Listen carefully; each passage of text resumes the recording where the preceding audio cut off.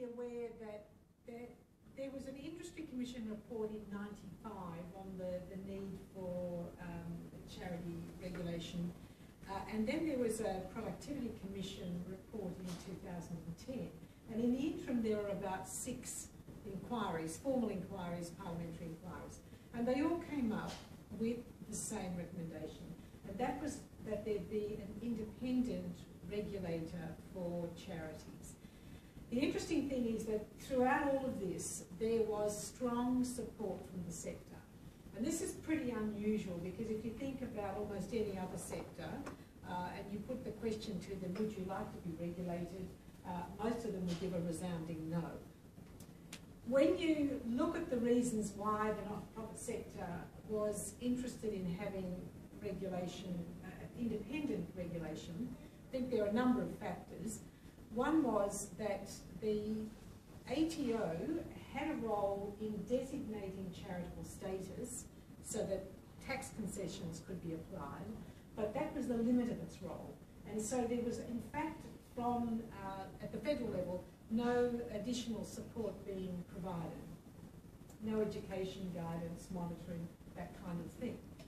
And of course, some of that was provided at the state and territory level.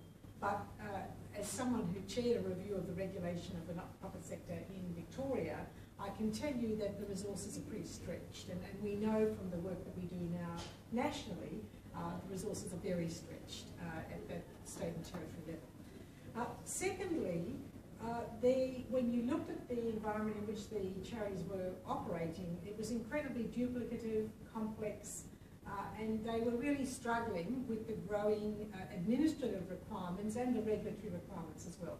And probably best illustrated by fundraising, where if you fundraise using the internet, technically you should be registered and report in each Australian jurisdiction, and each jurisdiction has different legislation and different requirements. So, you know, that's only fundraising, that's not the other aspects of your role. So it's quite complex. And of course, there was a sense that a regulator dedicated to the sector, fit for purpose for the sector, would put the sector on a comparable footing to the other 2 sectors, government and business, in that there would be a known set of rules, guidelines, operating procedures that would give the charities themselves some measure of functional capability, but give the broader community a way of assessing whether they were effective or not. The former government moved to establish the ACNC.